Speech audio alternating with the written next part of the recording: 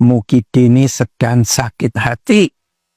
Hatinya gundah gulana, rencana besarnya gagal untuk membawa misi ambil kursi. Ya, anaknya tidak bisa ngambil kursinya presiden. Dan ini tampaknya betul-betul menjadi beban pikiran yang berat, jadi cemas ya. Dan karena itulah PSI di seluruh Indonesia ini didatangkan, pemirsa. Ini analisis ya, karena supaya upaya-upaya demonstrasi yang ditunggangin itu ternyata terbaca oleh publik dan banyak anak muda yang peduli, ahli IT, menelusuri berbagai akun yang ternyata sumbernya itu dari Solo. Sehingga ketika rakyat itu tahu bahwa itu sumbernya dari Solo, maka mereka akhirnya mengurungkan untuk melanjutkan demonstrasi. Ya, hari-hari ini atau mulai dari tanggal 2 September itu tidak ada demonstrasi lagi. Dan sekarang ini anggota dari PSI dari berbagai penjuru tanah air itu berdatangan ke sana. Apa fungsinya mereka berdatangan ke sana? Ya, tampaknya adalah untuk menghibur Jokowi itu. Ya, ini sudah wajarlah kecemasan yang sangat tinggi ketika memang ya situasinya tidak kondusif gitu. Dan walaupun seperti itu, pemirsa, ya tidak kelihatan sama sekali Jokowinya itu ada di mana gitu kan. Digeruduk orang-orang PSI dengan dengan kaos-kaos pro Jokowi, PSI, ya kan, macam-macam tuh dengan pakaian serba hitam, ada yang putih bajunya, ya, mestinya kan keluarlah Jokowi itu kan. Dalam syuting seperti ini yang dipublish itu kan harusnya kan keluar Jokowinya. Tapi kenapa Jokowi tidak mau keluar? Ya mungkin dia sudah merasakan duit sudah keluar sekian banyak, ya kan? Ada para jenderal, ada mafia minyak sudah diturunkan, dan ini semua, ya kan?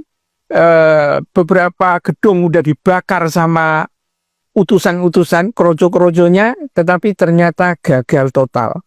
Ya, gimana coba? Ya, pada awalnya kan memang ada pertemuan tuh Gibran sama Jokowi makan apa dan lain sebagainya, yang akhirnya dibantah bahwa itu bukan untuk mengerahkan demo dan lain sebagainya. Tetapi kan memang jejak digitalnya itu kan memang, ayo kita hancurin itu DPR, ya kan? Karena seperti ini dan ada momentumnya, dan malah yang terjadi itu ada hikmatnya. Dengan provokasi dari geng Solo, orang-orang DPR sekarang juga memang ketakutan, bahkan termasuk mengganti plat nomor mobilnya supaya tidak kelihatan mobil dinas, khawatir kalau dihancurin warga. Kebayang nggak kenapa kelakuannya sampai seperti itu? Ya karena DPR-nya mungkin model-modelnya kayak Sahroni itu, bajingan semua gitu loh. Nah, kegagalan yang dibuat oleh geng Solo ini dan kecurigaan mata publik di berbagai kesempatan untuk mencurigai geng Solo ini menjadikan Mukidi ini betul-betul dalam situasi yang bingung. Dan karena itu perlu hiburan. Hiburannya apa sih orang yang menderita narsistik itu? Diperhatikan, ya, Bapak itu nomor 1, Bapak itu pokoknya paling hebat, Bapak itu. Dan kalau sudah disanjung seperti itu, duit bisa keluar lagi, lebih banyak lagi. Percaya nggak? Apakah orang-orang ini datang ke rumah Jokowi dari berbagai daerah, ada dari Riau, dari Jambi, dari berbagai daerah itu datang pakai uang pribadi? Enggak, ya dibiayai, tapi memang duitnya juga tidak terbatas. Tetapi ya sekali lagi itu pun tidak bisa dan tidak mampu membuat Jokowi itu menampakkan diri keluar dari pintu rumahnya. Nggak mampu. Ya, ini betul-betul pukulan yang sangat mematikan dari publik kepada Jokowi, dan ternyata dia tidak mampu untuk muncul ke depan pintu rumahnya. Bayangkan pemirsa, orang segitu banyak menunggu Jokowi muncul dan tidak muncul gitu kan. Kan luar biasa ya. Dan ini saya kira keberhasilan dari dari publik, dari para aktivis Islam ya, termasuk mengadopsi nasihat dari Habib Rizik gitu ya. Kamu udah diingatin jangan pakai semua orang Jokowi.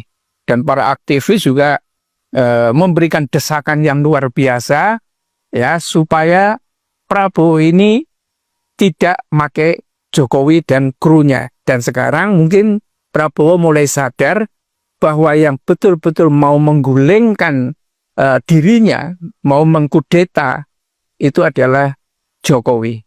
Dari sisi Jokowi mungkin bisa merasakan bahwa ini adalah kudetaku yang gagal, ya.